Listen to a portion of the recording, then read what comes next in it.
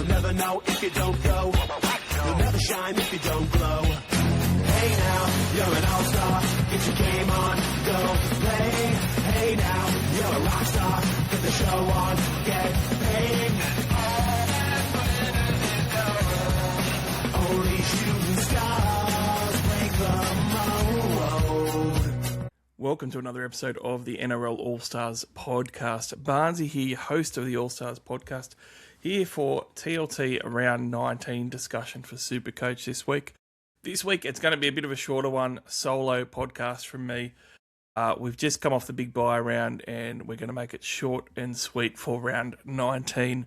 If you haven't already, make sure you do jump on YouTube, Spotify and iTunes and hit subscribe. You'll get the episodes straight away when we release them.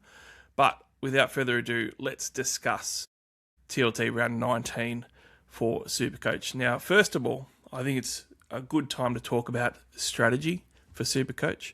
Now, round 18 for me, it was a big buy round. I hit pretty hard and a little bit disappointed. Got around 1,000, which seems decent, but I got green arrows, but not enough. It was one of those weeks where I think we didn't have a huge amount of the popular players or even the popular pods going massive. Certainly Nico's 86 was good, and then guys like Turbo got a solid but not spectacular score. Certainly Jennings was the standout, getting a 120 pluser. Unfortunately, I didn't have the VC on him. There's a lot of guys though that sort of plotted 40s, 50s, 60s, and it was okay. But I think a lot of people are probably like myself, where you're feeling a little bit underwhelmed after hitting the buy round, and it's the last big buy round, so people are thinking, hey, was that my last chance? Now look, it is the last chance for massive movement normally, but there is a silver lining. Around 19, we have 3 teams off, and looking around the grounds at the moment for SuperCoach, it seems that there is a lot of teams that are struggling to field a competitive side already. Now that's without Origin on Wednesday night, so Origin outs are a big deal, and with the games that we've got coming up, we might have mass outs. Now, even guys like the Dolphins players, they've been named in the extended squad. Do they play? Do they not? Who knows? Even the Roosters, you know, aside from Sam Walker being named in the extended squad, yeah, guys like Nwanga, Tuaze and Teddy have been named to play, but that doesn't guarantee, as we know, that they will after Origin. It really depends what happens in the game and then also what the teams do. So, why I'm saying all that? I'm saying it because teams could be even more short than what they normally are this week. That presents a really good opportunity for you to move up.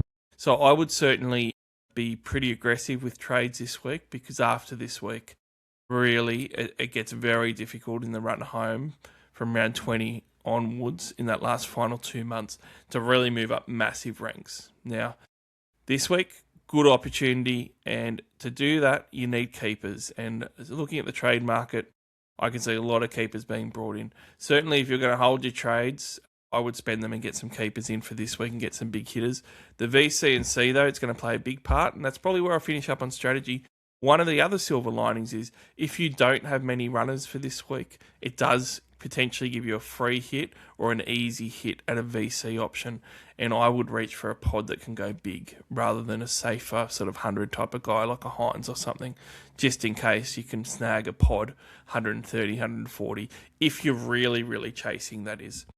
Now, looking at the trades for the trade market, there is some interesting movement. I think all the traded outs pretty much make sense. The trade-ins, though, there's a lot to discuss. Keon Koloamatangi is the second most popular traded-in player at the moment, and he deserves to be. 89 on the weekend was huge.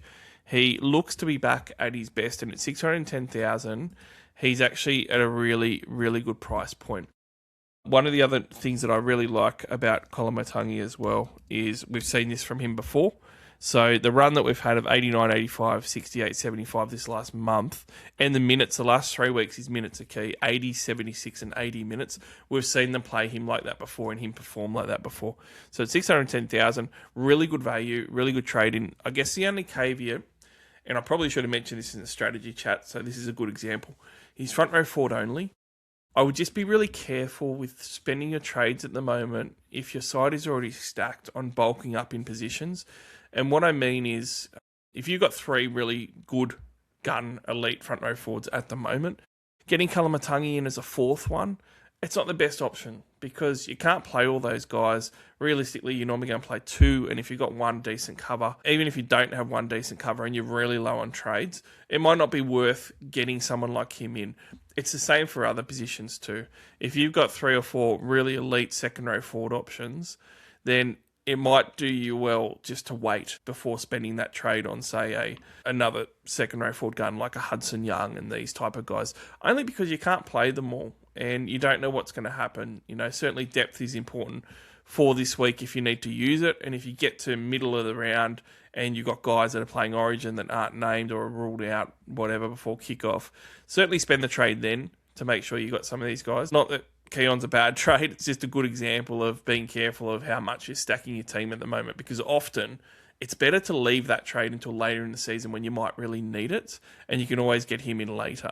But I do understand the appeal too, because he is a really good value at the moment, 610,000. We may not see him at that price again, so it is a great purchase. Hudson Young, Olakau'atu, Dylan Lucas, these are 3 guys all being brought in at the moment. Out of those guys, only Dylan Lucas is not going to be playing. He's not going to be playing State of Origin, so he's definitely playing for his club this week. Bulldogs is not the greatest matchup for Hudson. Olakau'atu, North Queensland is a phenomenal matchup. So I would certainly say Olakau'atu at 4 Pines would be the guy that I would prioritise out of those couple. But Dylan Lucas is probably the guy that I would prioritise out of all of them, only because you know that he's playing this week. Now, those 3 guys are all going to be great run-home keepers. Can you go without any of them? Yeah, you can.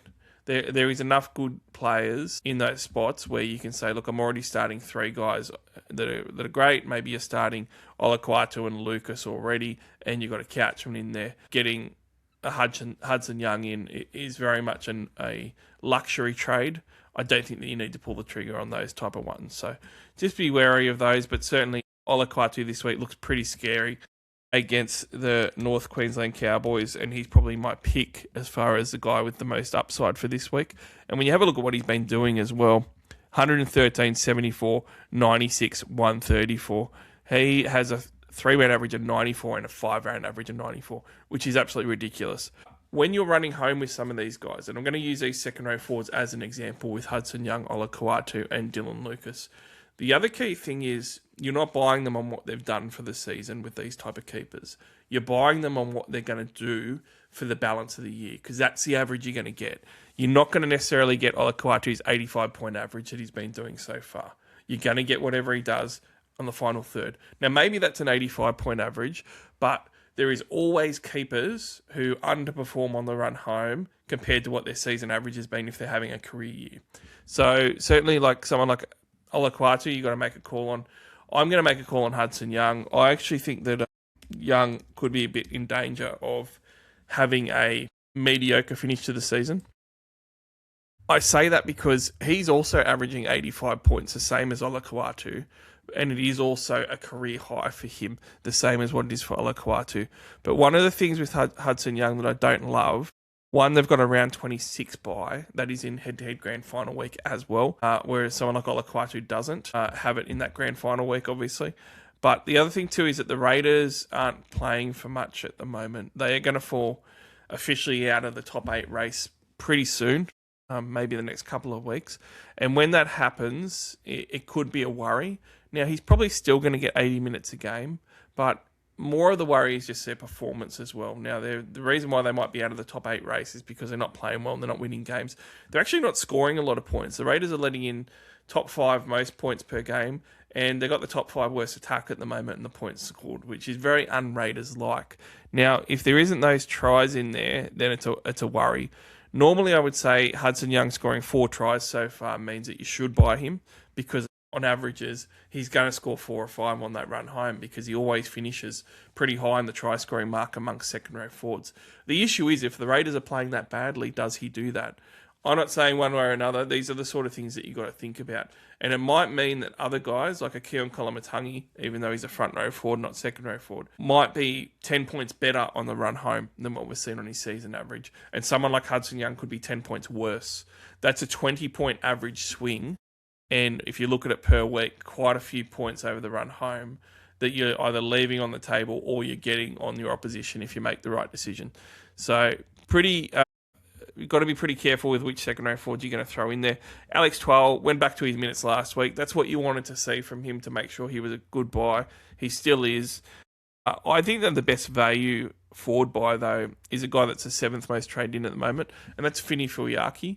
Now, I'm not saying he's as good as those other second row forwards that we've spoken about, but what I am going to say is, as far as value goes, he's almost $300,000 less than those guys. $525,000 with a 42 break even. He hasn't been this cheap since round 3, which is his first price rise. He's still averaging 71 for the year. The Dolphins do have a problematic buy in round 21, but what I really like about them is the edges that they're going to play now going home. Certainly, Katoa out will make them less competitive, but the Sharks this week, not a great matchup. Round 20, the North Queensland Cowboys at Suncorp. That's a really good edge for him to be playing against. Round 22, he's got the Dragons edge. Then he's got the Broncos edge. Sea Eagles away. Against that Eels edge that's quite weak as well. Roosters, and he finishes on the Titans. So all of a sudden, the Dolphins draw starts to open up a little bit. How much Katoa being out is going to be key. But the best thing that I've seen recently about a Fini Fuiaki buy now is one of the things that separated him from the pack was in the first couple of months, his raw base was absolutely elite. Round 2, 65. Round 3, 63. Round 4, 71. He had a 75 raw base in round 7. Now, keep in mind, this is raw base. It's not even counting his power stats with his tackle breaks and his offloads. So those are elite numbers right at the top of the league. That raw base fell off a little bit for a few games. Last week, he had a 72 raw base and scored 82 points without any attacking stats. So that was 82 base power. And that is what you want from him. That's why he started the season so well. And to see that again is pretty promising. So I certainly think he's really good value. If you can't afford some of those big hitters, you could kind of play roulette and go, you know what, I'm just not going to be able to afford all of those second row forwards. I'm going to take a hit and go, look, I'm going to bank on Fini Fuiaki getting within 5-point average of what Hudson Young will do. And with the extra money, that's going to work out. And it might be the case. James Tedesco is $576,000. He's in the top 10 most traded in, and he certainly should be. Parramatta is a great opponent for him, but the biggest thing is at $576,000, Teddy has bottomed out. And when you look at his ownership, he's still only in, 22% of teams. Now, that for Teddy, that is remarkably low owned, even at this point of the season when people are maybe sold for Origin and going to rebuy him. He's got a really good matchup against the Eels, provided he's playing at 7:30 on Saturday night. And his stats against the Eels are pretty remarkable in his career. 78 average, but he's got a 180-point high, and he's got multiple games where he's at 140 plus against the Eels. And obviously the Eels are actually the second worst defence at the moment in the NRL, despite a decent showing last week. And they're only a fraction off the Dragons for being the worst defence in the NRL. Absolutely love it for Teddy this week. I think he's a great buy. And the fact that he's the 7th most traded in, he's still probably only going to be less than 25% owned or thereabouts. That's really good numbers for him. And as a VC or C option, he's probably going to be a pod-ish one around that 10% mark, I would say. So that's pretty good reasons to get James Tedesco in. He has obviously gone low recently. A 5-round average of 49 and a 3-round average of 59 is absolutely unheard of for him. Now, some people will say, look, that's what we think's going to keep happening. Okay, if that's what you think, that's fine. But he hasn't really done that in his career before. And on the run home last year, he averaged 89 points a game, which was better than his middle portion of the season as well. At the front end of this season, he averaged 89 points per game too in the first third. So I believe he's going to get back to that. And when we're going to look at some other guys that people are getting in, there is some cheapies there. Joey Walsh is getting traded in at the moment, as is Dane Jennings. I think these trade-ins are obviously because somebody needs to downgrade to make money to upgrade elsewhere, which makes sense. The issue that I've got, especially with Joey Walsh, right? Joey Walsh is a halfback-only guy.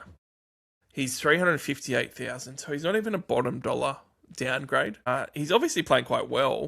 I scored 76 last week. He's got the job for the rest of the year, but you just can't afford to take up a flex or a halfback spot with Walsh for the run home. So you're going to spend a trade to get him in and a trade to get him out. If you're doing it for money, I'd rather nuff and get an extra 160k out of it by going to a 200k nuff. you're much better off doing that. It's an awkward price.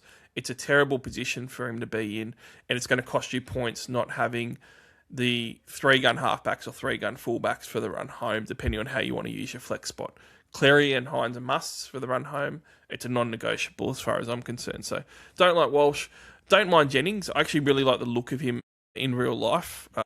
He's got a -17 break-even, but he is at 201,000. He also looks like a guy who won't be a AE nightmare either, because I was really impressed with how he's looked the last couple of games. He scored 78 on the weekend, and it just seems to be that if he does play, he's not going to have any real low ones. He seemed to have pretty good power stats and running ability. So that's one where you go, look, downgrade at centre wing to make some money perhaps, or look at a dual nuff somewhere else if it's going to help your team. Much prefer doing that.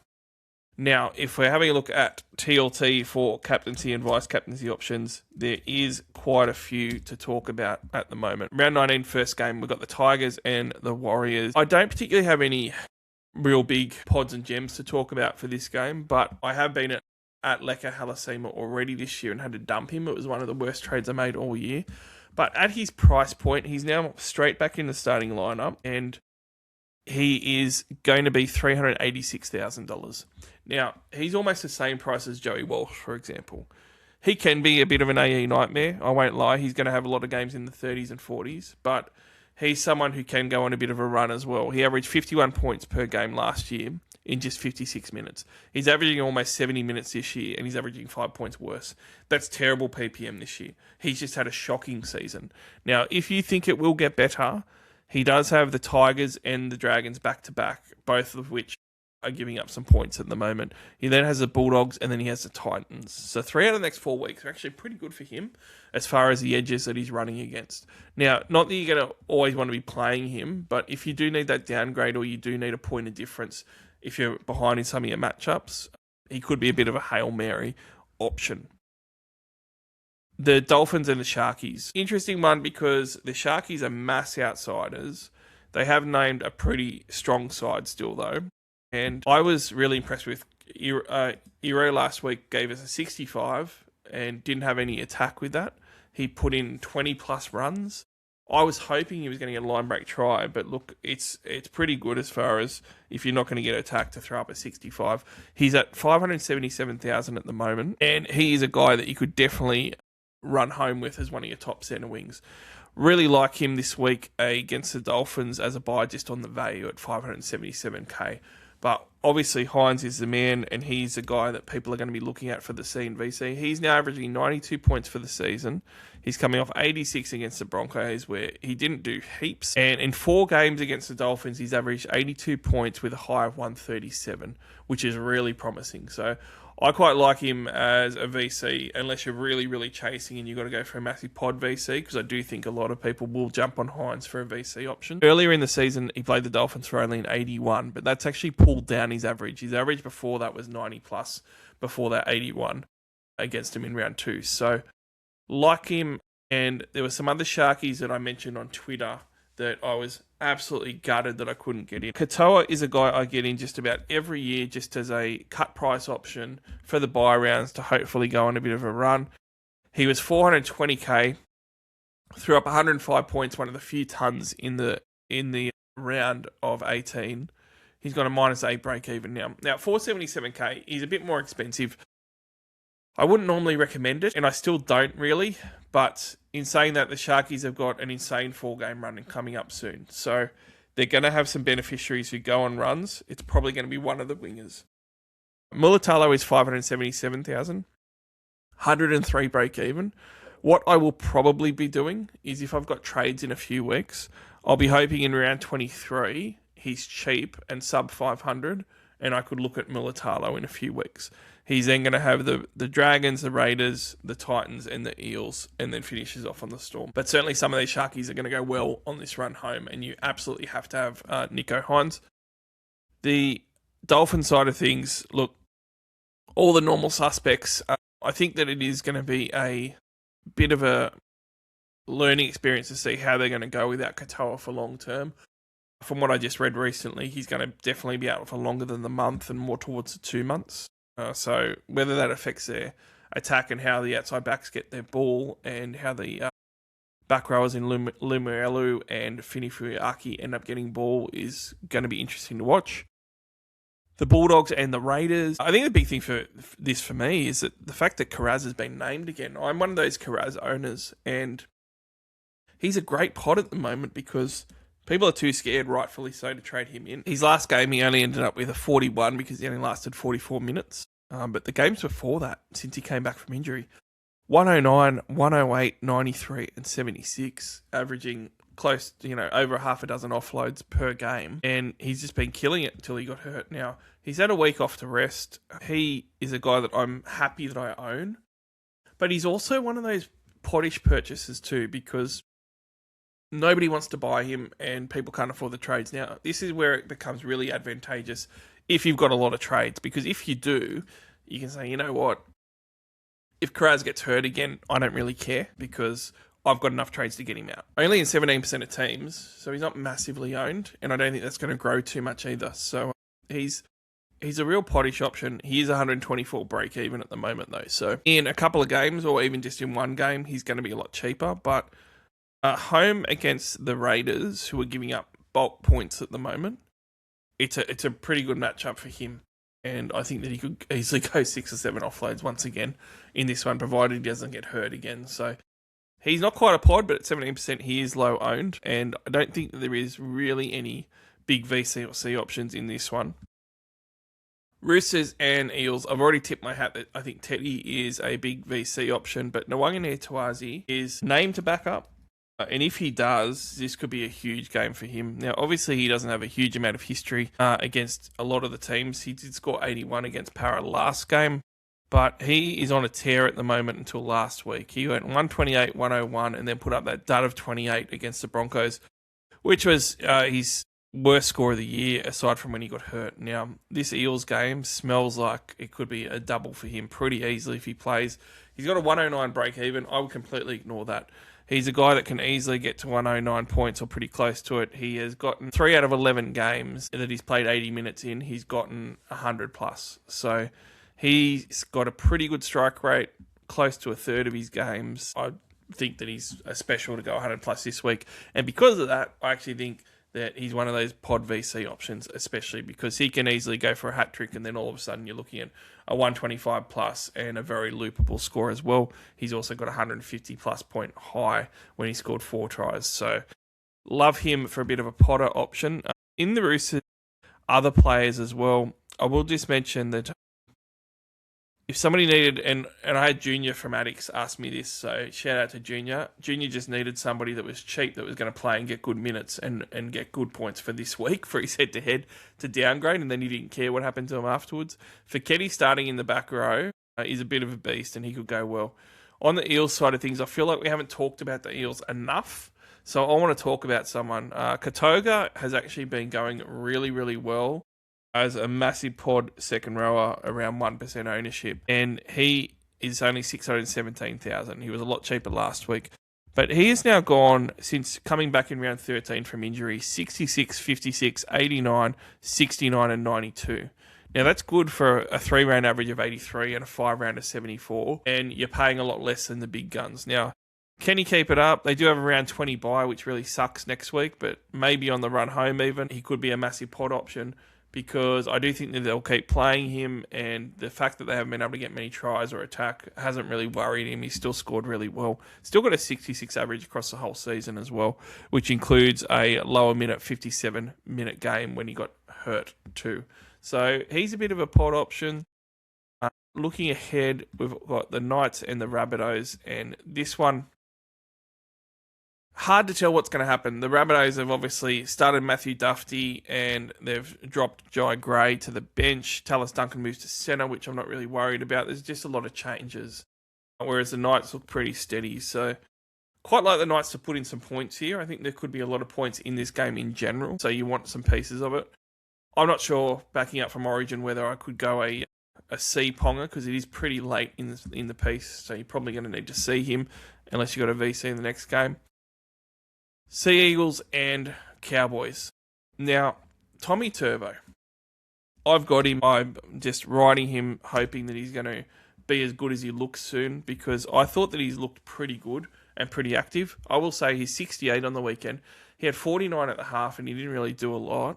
He had one line break assist at that point, but he had like 4 offloads at the half. He did not get the ball in the second half, and that's a big issue. They are at 4 Pines now versus the Cowboys this week, where Tommy loves to play, and in 9 games he's averaged 72 points, but he does have a 229-point high, believe it or not. It is his best opposition as far as his career high goes, and the following week they've obviously got the Titans, which is pretty similar as well. Now, these next 2 weeks, particularly this week being at Brookvale, he's going to be a massive pod C as well. Again, if you're chasing, he looks a lot better than the 70-odd he's been averaging the last few weeks. All he needs is a try, and he's going to have a big score. He hasn't got one yet since he came back from injury 3 games ago. So he does seem like a bit of a special this week at 4 Pines to be going over. Bit of an option there. And obviously Olakau'atu, we already spoke about, is a huge option just with how he's playing at the moment. On the other side of things, I'm just going to mention that Scotty Drinkwater, who I dumped as well myself, has still been going quite well. And he is sub 10% ownership. Massive pod going against the Manly side where he has not averaged well in the past and he has not turned up. It is funny that he's turned up against every single side but one, and the one side he's never turned up against is Manly. So the numbers aren't good for him. He is only 630,000 though, so similar to guys like Turbo and Teddy, you know, he's been a keeper of the past and a run-home fullback, and he's the least owned out of all of them, and he's now at a similar price where he's actually pretty cheap and a bit of value. Whether the Cowboys can run home well or not, I don't know. I'm not going to go there, but that's just one to mention for this one because he is going to be a bit of a pod run home fullback. The Melbourne Storm versus the Titans is the final game of the round. Obviously, Sua Failongo is going to be the guy that people are going to gravitate towards on a C for the final game of the round if you own him, and I certainly would be. He looks phenomenal for this week to be one of the top 2 or 3 scorers of the round. He hasn't played the Titans this year yet, so it's a bit hard to gauge, but obviously the Titans are struggling. It is going to be a big game for Sua non-owners to watch. I do not want to watch the game at all. I don't own Sua, and I'm petrified that he's going to go 150 plus. He put on 155 against the Dragons in round 2. I'm worried it's going to be something like that against the Titans at Amy Park. So love the Storm players in this one, and I'll give a shout out to Will Warbrick at the moment. A few people have brought him in. He still has a minus 17 break even there in the mid 500s. He's a bit expensive for me to play with because I don't have trades, but he's only 2 weeks removed from that 131 he put up on the Raiders. And against the Titans this week, he also has terrible numbers against them. He's got a 42 average in 3 games and a 52 high. I actually think that that's good for him because I think it guarantees he's going to go for at least a try or 2 and get a career high against the Titans. Let's just see what that is though. But he's just a bit of a smoky one for people that didn't buy him. Need to mention the great partner of the All-Stars podcast in One World Courier though as well. oneworldcourier.com.au. Jump on there today and get a free account signed up. Make sure you put NRL Allstars as far as where you heard about them, and then they'll give you a great discount. But any freight shipping needs that you have or that the business that you work for has, they can take care of it all for you. It's basically a compare the market type of website where they've got over 40 carriers that they use, and if you chuck in exactly what you want to send and where it's going, they'll give you all the prices and all the carriers. You just choose whatever one you want, and they take care of it from point A to point B. It's that simple. So great company, sponsors of the West Tigers as well, and great supporters of the NRL All-Stars podcast. For this show though, Spotify, iTunes, jump in there on YouTube if you like to watch as well. And for this week, good luck to everybody. Hopefully all your captains work out. Hopefully the Blues win the State of Origin. But look, if you're a Queensland supporter, good luck to you too. I just hope that it's a good game, that's all. But I can't wait to talk all about it again and some more footy and Supercoach with everyone next week. You'll never know if you don't go. You'll never shine if you don't glow. Hey now, you're an all-star. Get your game on, go play. Hey now, you're a rock star. Get the show on, get paid.